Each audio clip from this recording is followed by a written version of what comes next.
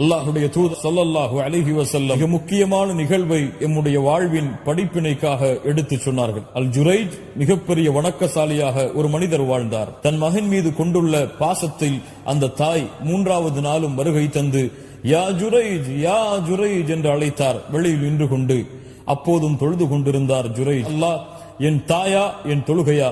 3வது நாளும் தொழுகையை தேர்ந்தெடுத்தார். ஜுரைஜை 3 நாள் அழைத்தும் தன்னுடைய அழைப்பிற்கு தன் மகன் பதில் கொடுக்காததை தாய் கோபத்திலே தன் மகனுக்கு எதிராக பிரார்த்தனை செய்கிறாள். யா அல்லாஹ், ஜுரைஜை மரணமடைய செய்து விடாதே. விபச்சாரிகளுடைய முகத்தில் அவள் விழிக்கா. தாயுடைய பிரார்த்தனையை அல்லாஹ் அங்கீகரிக்கிறார். வழிகெடுப்பது என்று திட்டம் தீட்டிக் கொண்டிருக்கிறார்கள். பெண் வருகிறாள்.